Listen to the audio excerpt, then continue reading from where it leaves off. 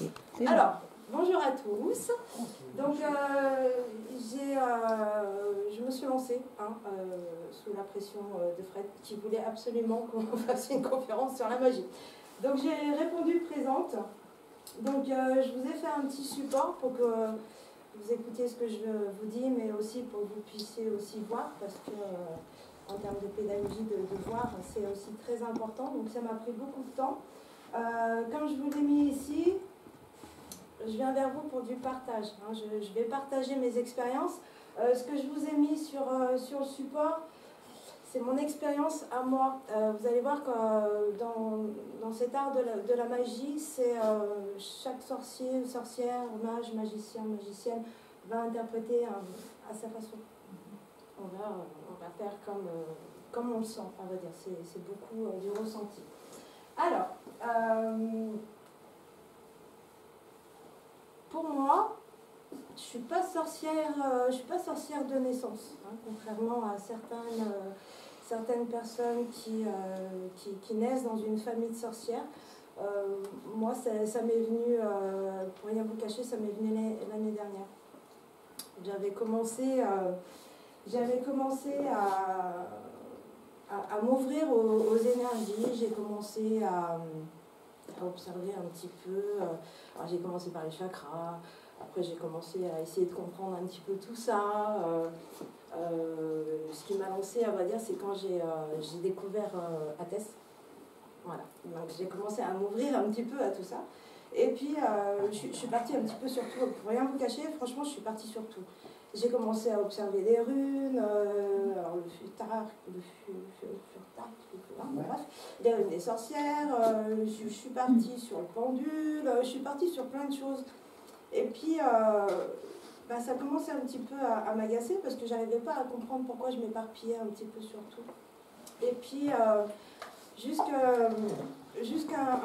un moment donné, je me rappelle, j'ai commencé à avoir des signes. Vous savez, des signes qui se mettent sur votre route pour vous donner des messages. Et puis j'ai commencé à voir le mot magie qui arrivait par-ci, par-là. Et c'était pas un domaine qui, au départ, franchement, j'aurais pas pensé que c'était ma voie du tout. Et puis j'ai commencé à me laisser porter. J'ai commencé à observer, à prendre des livres, à commencer à lire, à me documenter. Je suis partie un petit peu sur la magie. Et puis, du coup, là, ça m'a parlé. Et maintenant, je crois que j'ai trouvé ma voie. Alors, bien entendu, ce que je vais vous proposer là, c'est des mois de recherche. Quelque part, je vous ai un petit peu lâché le travail. Ça a été beaucoup de mois de recherche. Donc, j'espère que ça va vous convenir. Après, je ne sais pas ce que vous attendez de cette conférence, mais je vais essayer vraiment de vous donner le meilleur de moi et de ce que je sais. D'accord ? Alors, on est sur un échange, d'accord ? Si vous avez des questions, vous pouvez m'interrompre quand vous voulez. J'essaierai de répondre si je peux. Si je sais, je réponds. Si je ne sais pas, on essaiera de trouver une solution. Mais c'est vrai que c'est important que vous partiez d'ici avec vos réponses, d'accord ? Allez, bon, on est sur de la découverte, c'est ce que j'ai mis. Je ne suis pas en train de vous faire une formation. Sinon, c'est pas 2 heures qu'il va falloir. Il y en a, même au bout de 20 ans, ils sont encore en train d'apprendre parce que la magie, on va dire, ça ne s'arrête jamais. Il y a plein d'outils, vous allez voir. Donc moi, j'ai surtout basé cette conférence, si on peut dire ça comme ça, j'ai surtout basé sur les outils qui sont mis à disposition. Donc là, vous avez vu, je vous ai fait un petit hôtel, c'est pour vous donner une idée de ce que c'est qu'un hôtel, mais on en parlera tout à l'heure. Allez, je vous ai même fait un petit sommaire pour voir un petit peu où est-ce qu'on en est. Donc là, on va commencer par les chemins d'initiation.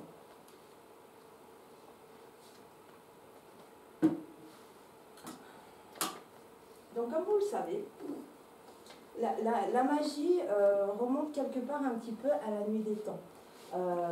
Ça a commencé, comme on peut le voir ici, ça remonte, les origines remontent à l'époque païenne et celtique. La magie que je vais vous parler, moi, c'est la magie avec les éléments. Pour moi, il faut qu'on soit vraiment en phase, déjà, je ne sais pas si vous connaissez un petit peu les chakras, Mais il faut vraiment que tous les chakras aient vraiment leur ouverture pour qu'on puisse arriver un petit peu à tout ça. C'est sur le principe des 7 chakras qu'on parle aussi, des 7 dons. On reviendra dessus après. Donc quand on va faire la magie, on va se mettre en osmose. En osmose avec la magie, parce que la magie que je vais vous parler moi, c'est une magie où on va travailler avec la nature, avec les élémentaux. Alors, quand je parle des élémentaux, hein, vous avez le feu, la terre, l'eau, l'air. Par exemple, là, je vous ai mis des exemples. Pour le feu, hein, c'est la salamandre. L'ondine, on est plus sur les petits êtres de l'eau. Pour les elfes, alors je n'ai mis que un nom, hein, parce que sinon il y en aurait plein derrière. Hein. Les elfes, pour l'air, et les gnomes, les lutins, pour la terre. Ok.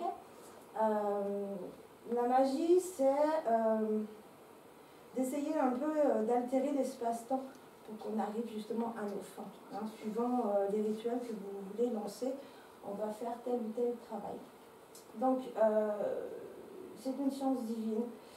Très ancienne, je vous l'ai dit, et on va se servir de tout ce que la nature va nous mettre à disposition. Quand je parle de nature, je vais parler des herbes, des pierres, parce qu'on s'appuie aussi, on travaille aussi avec les pierres. Vous savez que les pierres ont des pouvoirs énergétiques très puissants. On va parler des esprits élémentaires, suivant ce qu'on va vouloir invoquer, des paroles magiques, parce qu'en magie, c'est bien d'avoir un autel, d'allumer ses bougies, d'avoir tous ces outils, mais le verbe est très important. Quand vous allez lancer des rituels, vous allez lancer des incantations. Et il faudra vraiment être, par le verbe, s'affirmer. Il faudra travailler avec la voix énormément. On travaille aussi avec les fleurs, les plantes, les arbres, et puis les chakras, comme je vous l'ai dit. Alors, ouais. Ça, je tenais à le mettre quand même au niveau de la croyance populaire, comme on appelle ça. Il y en a certains qui pensent que, parce qu'ils vont lancer des rituels, ça va marcher. Alors, j'ai mis un exemple assez concret. Certains sont au chômage, ils cherchent un emploi, et puis ils vont lancer un rituel. Ok, c'est bien de lancer un rituel. Mais vous ne sortez pas de chez vous. Vous n'allez pas faire des démarches. Les coïncidences et les synchronicités, elles ne vont pas se mettre en place. On est bien d'accord. Hein. Donc, de rester enfermé, il faut même se dire que si ça se trouve, si vous êtes super balèze et que votre rituel a fonctionné, il y a peut-être des choses qui vont faire qu'on va vous sortir de chez vous, on va vous forcer à sortir de chez vous. Ça peut peut-être provoquer, je ne sais pas moi, un dégât des eaux chez vous, un tremblement de terre, j'en sais rien.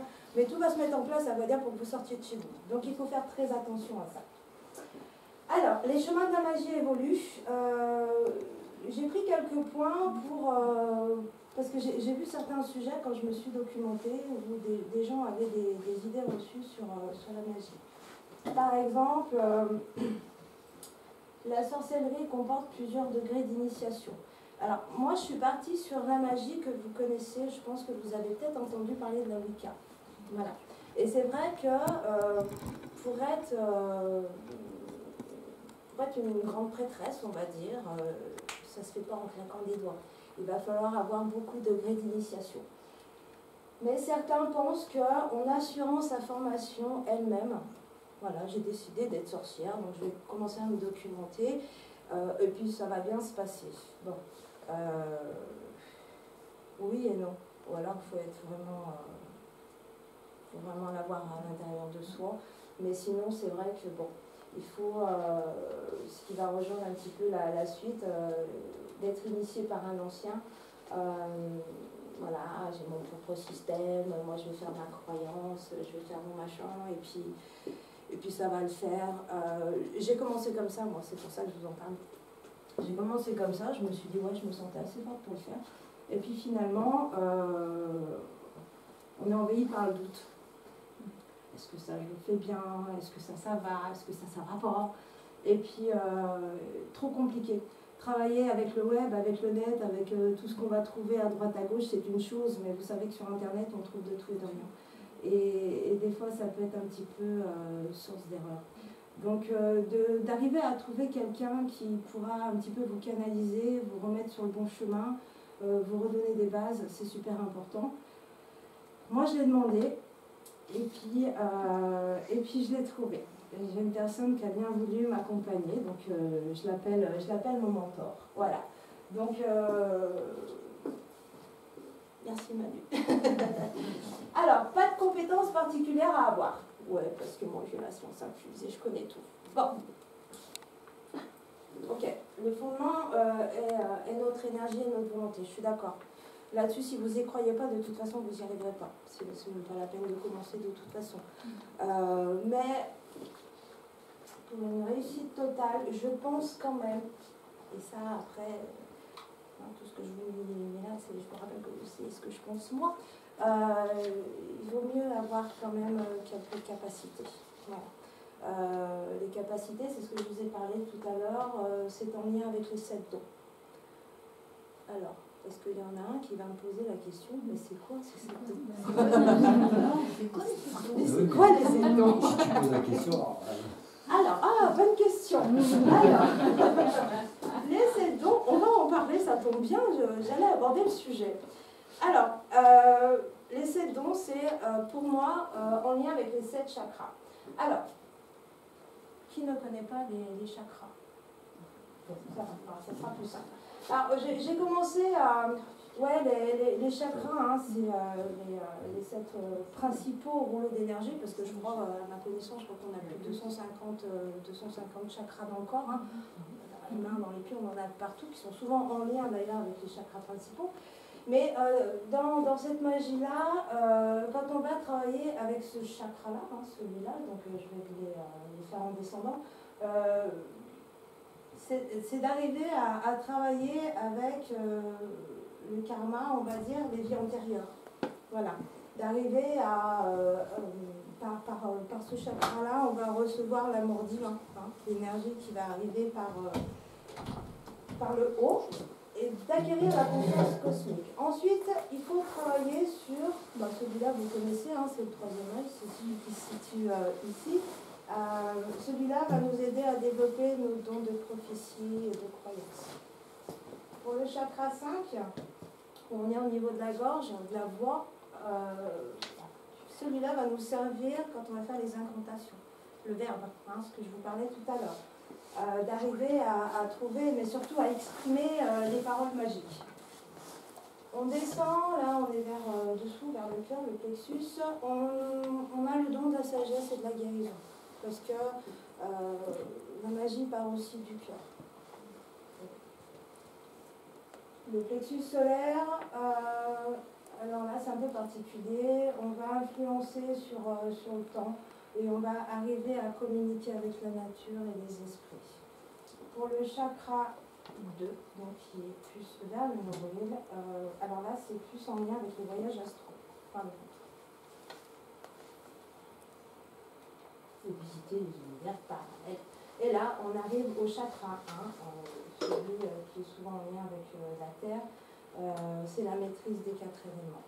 Hein, puisque moi je travaille avec les 4 éléments. Par là vont arriver ce qu'on appelle les énergies telluriques. Okay, donc voilà, c'est ça. Une fois qu'on arrive à développer et qu'on est en phase sur ces 7 chakras, on peut avoir une puissance nécessaire pour mettre en place tout le reste. Alors, pour développer vos chakras, vous pouvez passer par plein de choses. Hein. On peut passer par les massages énergétiques.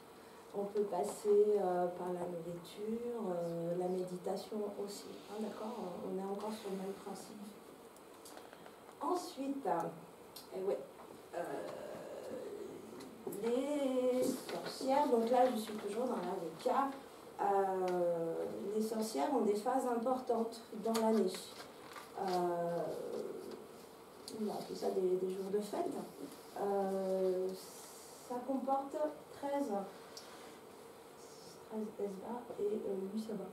Okay, alors, Des jours de fête, on va glorifier et honorer le dieu, hein, qui est la partie masculine, donc le yang, et la déesse, la partie féminine, le yin. Alors moi, ce que j'aime bien dans la Wicca, c'est qu'on a une égalité. On n'est pas sur du monothéisme. On a une égalité, l'un ne va pas sans l'autre. Quand on a le dieu, on a la déesse.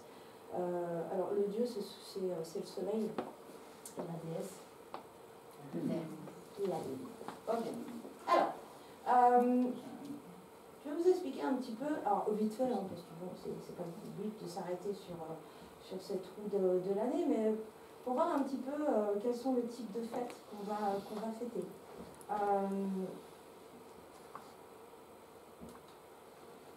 Alors, on va partir, alors, on commence par Yule.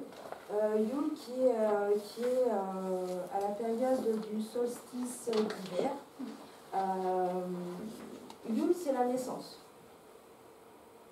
Aux alentours du 21 décembre, hein, alors vu que la magie existait avant la religion catholique, après vous allez voir que la religion catholique s'est un petit peu appuyée sur certaines fêtes traditionnelles. On va fêter Yule, donc là on va fêter la naissance du dieu, du soleil. On est sur un solstice. Solstice, vous savez ce que c'est, la différence entre un solstice et un équinoxe? Ouais, non. Le solstice, c'est quand vous avez, par exemple là, sur le solstice d'hiver, on a les nuits qui sont plus longues que les jours. Solstice d'été, on a les jours qui sont plus longs que les nuits. Et pour les équinoxes, on a une égalité dans la durée.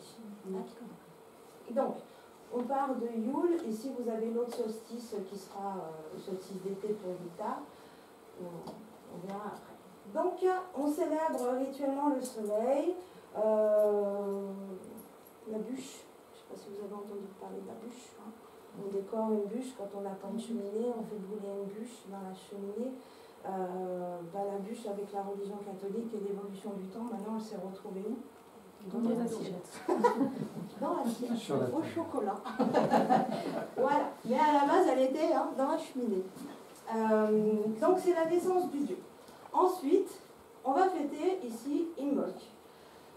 C'est la fête du feu, la fête de la lumière. Là, on a la déesse a accouché, donc elle commence à se remettre de cet accouchement. On a le dieu qui commence à grandir, il commence à prendre sa force. On est sur un changement de croissance spirituelle. Souvent à cette période-là, on est sur un engagement personnel aussi. Ensuite, donc Imbolc, on était aux alentours du début février. Après, on bascule sur Ostara, encore une fête sur l'équinoxe de printemps, le 21 mars. Alors c'est aux alentours du 21 mars, c'est pas toujours le jour fixe, ça ce sera comment va évoluer la planète. Là, la déesse, comme je vous l'ai mis là, elle enveloppe la terre de fertilité, le dieu gagne en maturité. En vrai, c'est une petite histoire qui raconte l'évolution du soleil et de la déesse. Beltane, 1er mai, alors c'est sur quelques jours, c'est entre. Là, le jeune dieu, il est devenu un homme et il va désirer la déesse. Il n'y a pas de connotation un petit peu tordue. Donc là, il y a un petit rituel qui va, pour exprimer un peu la fertilité, on va se servir d'un poteau, on danse autour des poteaux parce que ces fêtes-là, en général, c'est vrai qu'elles sont vachement plus sympas quand on les fait tous ensemble. Quand il y a un effet de masse, un effet de personne. En général, les sorcières et les sorciers se regroupent par le biais de ce qu'on appelle des coven. Voilà, c'est une sorte d'appartenance à un groupe. D'accord? Les coven, en général, c'est 13 personnes. En général, il n'y en a pas trop non plus. Donc là, on est sur le retour de la vitalité et de la passion. Alors, hop, l'Ita, solstice d'été. Donc là, on a les jours qui sont plus longs que les nuits. Donc là, c'est bien connu, cette période-là, c'est là que le soleil est le plus fort. Le dieu soleil. Lugnasat, aux alentours du 1er août. Donc là, on va être sur un remerciement de la déesse pour tout ce qui s'est passé pour l'abondance. Mais là, on commence, le soleil commence déjà un petit peu à perdre de sa brillance. Voilà, parce que Dieu commence à vieillir. Hop, on bascule sur Magon, qui est l'équinoxe d'automne. Donc on est ici. Le dieu, là encore, le soleil commence encore à décliner. À ces périodes-là, on est surtout sur l'introspection, sur la méditation. Voilà, on se prépare à Samhain, on va dire. Parce qu'à Samhain, le 31 octobre, c'est vrai que cette période-là est beaucoup plus connue pour la lune.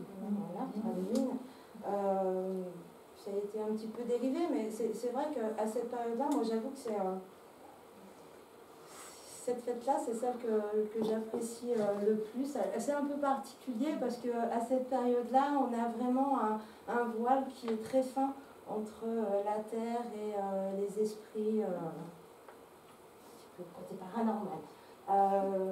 Mais là, du coup, on est sur la mort du soleil, quelque part, un petit peu. Mais c'est pas grave. La mort, c'est pas une fin en soi, ça faut se le dire, c'est un cycle pour un recommencement après par la suite. D'accord? D'ailleurs, l'année d'après, on repart sur le lieu qui est la naissance du jour. Donc c'est un cycle sans fin pour rien vous cacher. Ok? Qui a créé ce cycle? Qui a créé ce cycle? C'est à l'époque.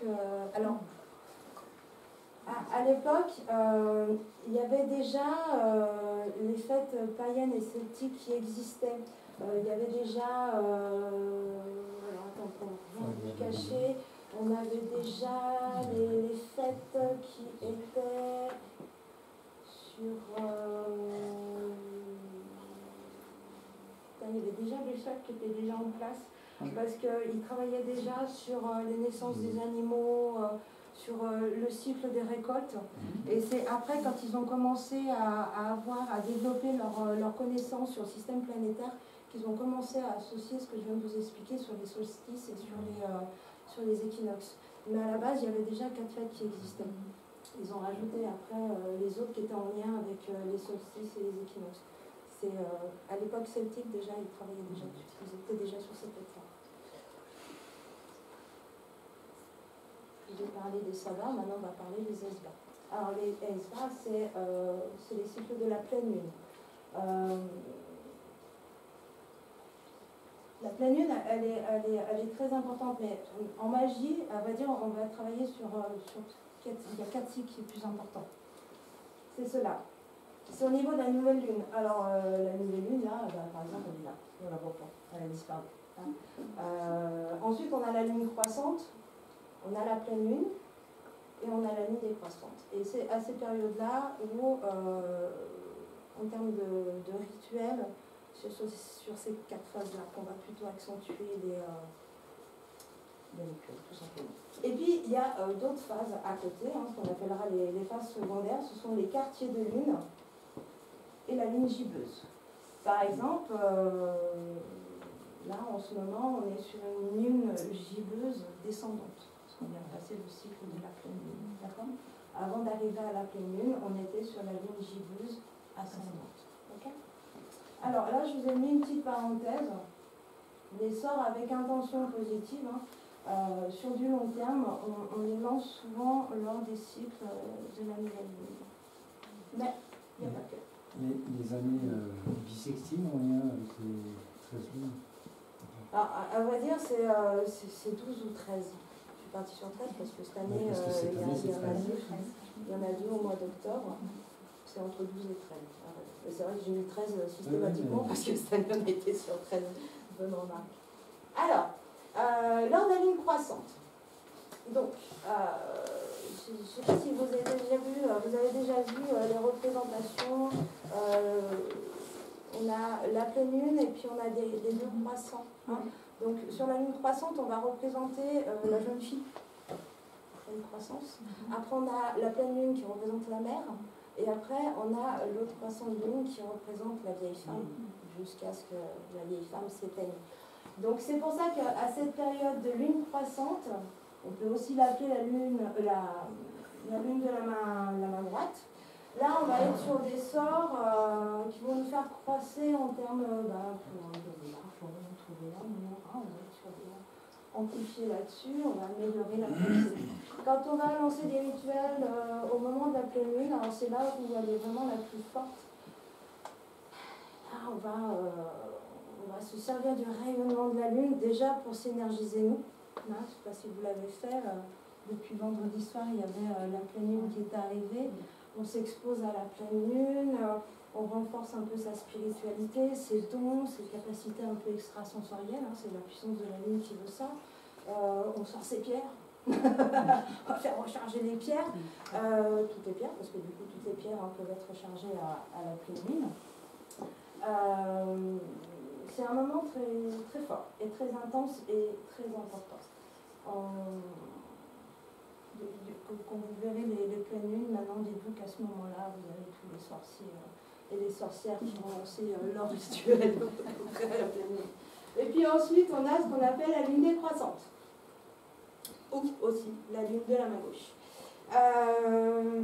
Là, on est plutôt sur des sorts d'éloignement. Voilà, si un jour il y a quelqu'un dans votre entourage que vous souhaitez voir s'éloigner, mais de lui-même, cette personne ne veut pas s'éloigner, vous allez lancer un rituel pour un petit peu forcer les choses. Voilà. Alors attention, parce que c'est vrai que sur des sorts d'éloignement, on a souvent tendance à sortir les couleurs noires. C'est pas que le bannissement le noir, hein, attention, c'est aussi la protection, mais le mieux c'est de faire une transition sur les couleurs et le mieux c'est aussi de prendre du marron parce que comme ça le marron fera en sorte qu'il n'y ait pas d'impact sur la personne. Je veux bien qu'elle s'éloigne, mais je veux pas qu'il lui arrive plein de trucs. Toujours sur la magie positive. Hein. Ok, ça marche? Donc là, une période de mort propice au sortilège pour éloigner, soustraire ou relâcher. S'il y en a qui veulent arrêter de fumer. C'est ce que tu as dit? Non, non, pas du tout, j'avais une question. En période de pleine lune, le fait que les énergies sont au plus haut, c'est donc pour ça qu'on a souvent le sommeil qui est pas trop là et qu'on... On est des mammifères. Donc on reçoit et c'est vrai que souvent on est perturbé. D'accord. En plus de ça, sur cette pleine lune-là, il y a eu une éclipse. Une éclipse, ouais. Merci. Il y a eu une éclipse, donc ça a renforcé les énergies. Ça a été un peu particulier. Même moi aussi j'ai ramassé. À vrai dire, j'étais pas très bien. Ouais. J'étais pas très bien. Mais une fois que ça a commencé à passer, du coup ça allait mieux. Puis il y a des pleines lunes où je vais me sentir super bien. Oui, donc ouais, on ramasse entre guillemets, c'est pas là. Ok, alors je vous ai mis un petit calendrier là, hein, donc on est dimanche 12. On a eu donc la pleine lune vendredi soir. Donc, maintenant, aujourd'hui, on est sur une lune gibeuse, décroissante, hein, descendante. Et puis, je vous ai mis aussi un petit calendrier pour voir un petit peu qu'est-ce qui va se passer cette année. Alors, les pleines lunes, bon, on a passé celle-là, en février, ce sera le 9. Bon, on est sur du début, puis vers la fin, là, fin d'année, ici, vous voyez, ça va être sympa parce que du coup, pour le 31 octobre, on va avoir une pleine lune. Mais on a une pleine lune qui va être au début octobre, donc ça va être sympa. Et puis après, on part sur des pleines lunes en fin de mois. Vous avez aussi les nouvelles lunes qui sont là. Donc ça, c'est des calendriers que vous pouvez trouver très facilement sur Internet. C'est pas moi qui les crée. Ok. Alors ça, c'est aussi très important. Les règles éthiques. On sait que quand on est positif, on va lancer des sorts positifs, il va y avoir forcément un retour positif qui sera fait. Ainsi va l'univers, et c'est comme ça que ça va se passer. Mais c'est pareil si on va lancer des sorts négatifs. D'accord ? Alors, il faut faire très attention parce que cette phrase, moi je l'adore, c'est pour ça que je l'ai mis. Tout ce que vous ferez aura un impact sur votre vie car en magie, tout a un prix. Quelque part, tout se paye, que ce soit du bon ou du positif. D'accord ? Bon, peut-être pas au premier rituel, mais à force de. Que ce soit des sorts positifs ou négatifs, on aura un retour. Plus vous ferez le bien, plus vous recevrez du bien. Plus vous ferez du mal. Voilà. Petite parenthèse quand même sur les sorts positifs. vous donner un exemple. Vous êtes célibataire, vous cherchez l'amour, vous avez vu quelqu'un, oh, j'aime bien celui-là, je voudrais bien l'attirer dans mes filets. Alors attention, moi là-dessus, en tout cas c'est quelque chose sur lequel je fais très attention. Je pars du principe où on ne peut pas rentrer spontanément dans les énergies de quelqu'un. Quand vous lancez des rituels, il faut toujours avoir le consentement de la personne. D'accord ? Cette personne-là qui vous a fait craquer, vous voulez l'attirer dans vos filets, mais cette personne elle n'est pas au courant, puis elle n'a rien demandé. Et du coup, si vous lancez votre rituel et que vous arrivez à lui mettre le grappin dessus, ça peut peut-être tourner différemment, on peut peut-être même tourner à l'obsession, un amour obsessionnel, machin, et puis à la force, vous allez vous dire « Oh, j'en peux plus, c'est trop, quoi, c'est trop, il ne marche plus. » D'accord ? Donc il faut quand même faire super attention à tout ça. Partez toujours du principe où, même si vous voyez quelqu'un en difficulté, vous savez que vous avez la capacité d'aider. Vous vous sentez prêt à l'aider. Si vous n'avez pas le feu vert de la personne, moi je me refuse à le faire. D'accord ? Toujours avec le consentement de la personne. On ne peut pas rentrer dans les énergies d'une personne comme ça. Voilà. À moins qu'il y ait le feu vert. D'accord ? Que la personne spontanément vienne vous voir. Alors, on va se garder quand même 4 règles, hein, comme ça au moins on va être tranquille. Donc c'est ce que je viens de vous dire. Je n'ai pas des sorts sans le consentement d'une personne. Je n'ai pas des sorts qui sont destinés à nuire. Quand je dis destinés à nuire, alors je vais être claire avec vous sur le sujet. Moi j'appelle ça des sorts d'attaque. Je vois ta tête. Je vais t'en envoyer. Non. Non, c'est possible, mais on se pose des règles. Par contre, je ne vous cache pas que si un jour, et ça je vais être franche avec vous quand même, si un jour il y a quelqu'un qui s'en prend à mes enfants ou à des gens que j'aime, qu'on voit que le système judiciaire, il n'y a pas photo. Vous savez, genre les pédophiles, des machins comme ça, Alors, des personnes, voilà, et que ça va me toucher personnellement, j'hésiterai pas. J'hésiterai pas, ça je préfère être claire, parce que là on touche à une partie de moi. J'aurais laissé faire les choses naturelles de la justice, tout ça, mais vous savez que des fois, il y en a aussi qui sont bien protégés, qui arrivent toujours à s'en sortir. Donc là, ouais, j'hésiterai pas à le faire. Ne cédez jamais à la hâte, toujours prendre son temps quand on va lancer un rituel.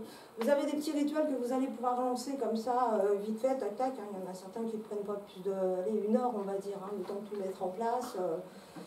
C'est comme un repas, quand vous préparez un repas, bon, moi je me reste ça plus. Mais quand vous commencez à cuisiner, ça prend quand même du temps. Ah, McDo, ça va. Non, c'est pas bien, c'est pas bon. Mais ouais, prenez toujours votre temps, réunissez tout ce que vous avez besoin, travaillez sur votre rituel, qu'est-ce que je vais mettre en place, qu'est-ce que je vais chercher, quelle couleur, quelle bougie, quel machin, on prend son temps, on y va tranquillement, parce qu'après on va commencer à faire son cercle, et puis quand on est dans son cercle, après, pour en sortir... Plus long. Pas long. Pas long. Alors là aussi, j'ai entendu des choses, bon, on en reparlera tout à l'heure. Tac tac, et ne cédez jamais à la colère. Hyper énervé, mais il fallait que vous lanciez un truc d'amour. Et là, vous êtes hyper en colère. Bon, on évite. Quand on sera plus calme. Ok ? Voilà, moi je pense que ces 4 règles, elles vont suffire à se poser un cadre, parce que c'est quand même... C'est une question, c'est un retour d'expérience ou c'est parce que à la base, tu t'es fixé ces règles, ou tu as suivi des règles? Alors, quand j'ai fait mes recherches, je suis souvent retombée là-dessus. Et c'est vrai que je ne suis pas bête et disciplinée non plus. Quand je prends quelque chose, c'est que ça me parle. Voilà. Et je trouvais que ce cadre, il était quand même... il me parlait. S'il ne me parlait pas, je ne l'aurais pas pris. Voilà, tout simplement. Mais je trouve que ces règles, il faut quand même avoir un certain fondement. Il faut quand même se poser Après, ça n'engage que moi, bien entendu. J'insiste sur le principe. Alors, traitez les autres comme vous souhaiteriez qu'on vous traite. Bon, si vous êtes un peu sadomaso. Levez le doigt. Si vous avez qu'on me fasse du mal, chacun vous fait. Oh non. Je suis pas sur la planète des bisounours, mais bon, quand même un petit peu quoi. Bon allez, moi j'ai appelé ça la Magic Box de la sorcière. On va retrouver plein d'outils. Plein d'outils pour renforcer un petit peu tout ce que je viens de vous expliquer jusqu'à maintenant. Bon, on va partir. Alors moi je peux pas faire sans bougie. Voilà, parce que moi les bougies, la flamme, la chaleur de la flamme, sa clarté. D'ailleurs, il y a des flammes qui montent en plus. Je n'avais pas vu, mais ça c'est un signe. Alors, c'est vrai que pour la représentation du dieu, en général, on va prendre des bougies qui sont dorées. Okay, parce qu'on va l'associer au soleil. On peut lire aussi qu'on y placera, sur votre autel, on y placera côté droit, parce que le côté droit en général est associé à l'homme, et pour la femme on y placera du côté gauche, donc je parle de la déesse et du soleil. Pour la déesse, on est sur des bougies blanches ou argentées. Moi, pour le dieu, j'aime bien mettre des bougies rouges. Là, ça me parle plus. C'est toujours pareil. Hein, vous faites comme ça. Là, c'est des bases que je vous donne. Au niveau des bougies, pour les rituels, moi je parle, prenez des bonnes qualités de bougies. Alors quand je parle par bonne qualité de bougie, par exemple, on va imaginer que cette bougie-là, elle est bleue. Et quand je vais commencer à allumer ma mèche et que la cire va commencer à fondre, dedans c'est blanc. Donc là vous allez vous sentir brûlé. Ça c'est des bougies pour décorer votre maison, tout ça c'est sympa. Mais pour les rituels, on prend quand même ce qu'on appelle des couleurs moulées dans la masse. Voilà. Moi, je ne réutilise pas les bougies parce que des fois, quand vous faites des rituels, vous pouvez éteindre la bougie en cours de route. Moi, j'aime bien la laisser se terminer, je ne les réutilise pas. Après, c'est possible, ça dépendra de ce sur quoi vous allez travailler. C'est possible, mais moi, je sais que quand j'ai lancé mon intention sur la bougie, je la laisse finir. Vous voyez là, les bougies elles sont de bonne qualité. Quand elles vont fondre, ça coule même pas. Comme un cierge qu'on allume dans une église. Exactement. Voilà. Donc des bougies comme ça. Alors voilà. Si vous prenez une bougie comme ça, que vous avez décidé de ne pas l'éteindre, de la laisser se consumer. Là, on est parti pour quelques semaines hein, quand même. Hein. Donc bon, ça peut être dérangeant. Tu vas les laisser non, celle-là non. Mais je pense que les deux, d'ici cet après-midi, hein, parce qu'on va continuer cet après-midi, d'ici cet après-midi, elles auront bien descendu. Voilà, et essayez de voir aussi le type de bougies que vous pouvez acheter. Des fois, il y a même des toutes petites bougies, c'est possible. Hein. Au niveau de la bougie pour l'éteindre, alors, il ne faut pas souffler dessus. Pour ça, je me suis mis un petit pense-bête là. Pour le rituel de l'anniversaire, il faut souffler des bougies sur t'auras un, deux, vas-y, souffle, ok, ça marche, mais bon, on n'est pas sur un rituel de magie. On ne souffle pas sur la bougie. Alors, je vais vous dire pourquoi. J'ai lu deux choses, à vrai dire. Donc, il y en a une qui me parle plus que l'autre. La première, c'est que j'ai lu que de souffler pouvait annuler le souhait qu'on avait mis. Ou alors, de souffler comme ça, hein, c'est quand même... on représente le dieu, hein, quand on allume une bougie, on pourrait l'offenser. Donc, on prend comment on appelle ça, un été noir. On étouffe la flamme et on l'éteint comme ça. Donc moi j'en avais pas, j'avais pas envie d'investir là-dedans, puisque aussi de faire ces outils, de les créer, ça peut être sympa aussi. Moi je me suis bidouillé un petit machin tout simple, vous savez les petites bougies des chauffe-plats.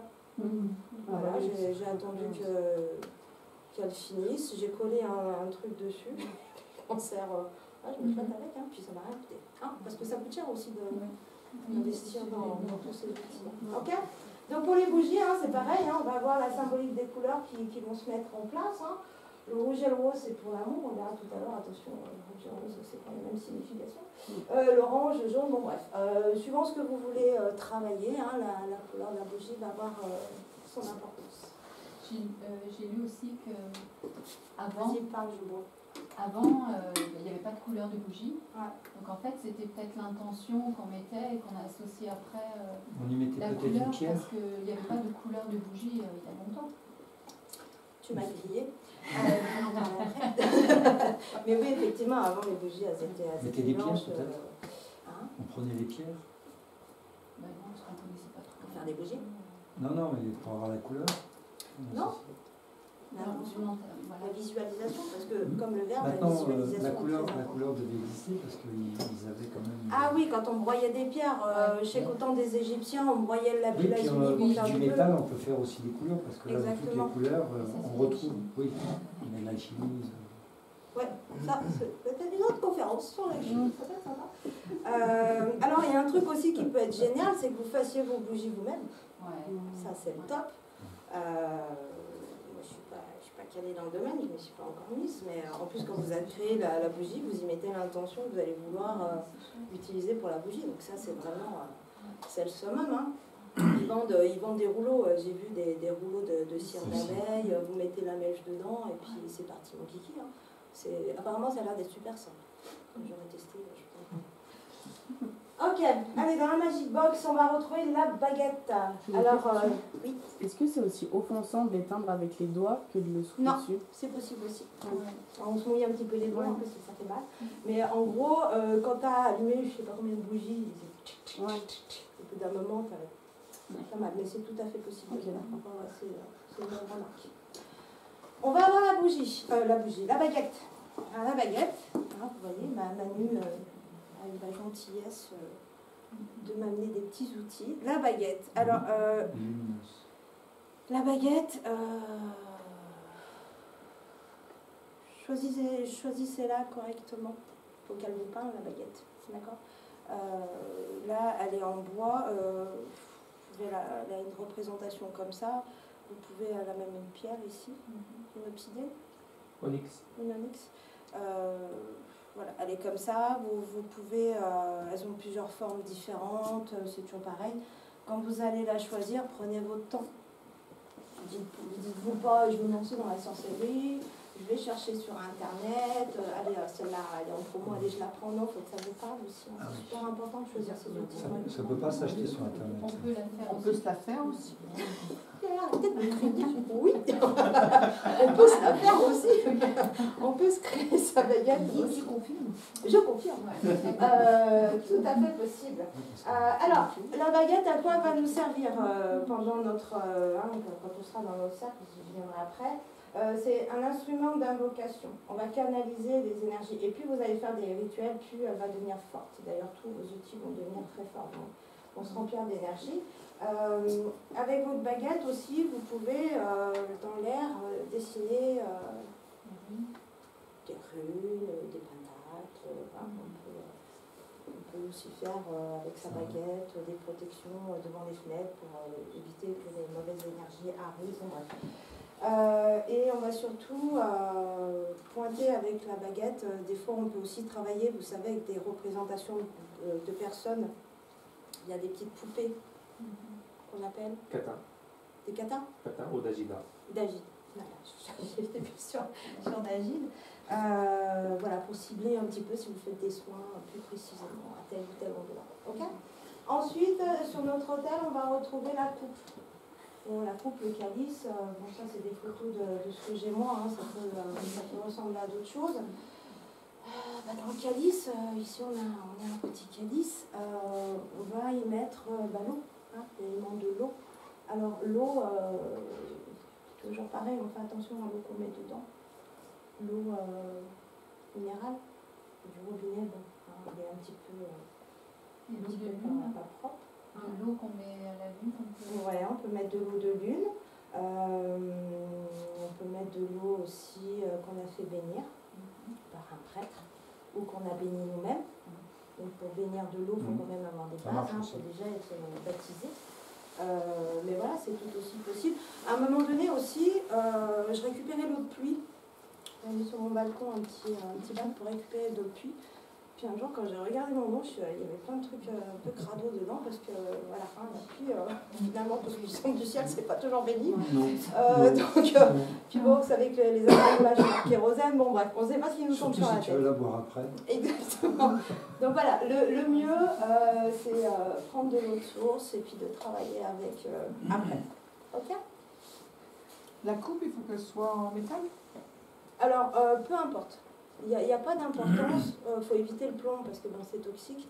Après, pour la matière, il n'y a pas trop d'importance. C'est comme ça va vous parler. La cloche. Oui, j'ai oublié ma cloche. La cloche,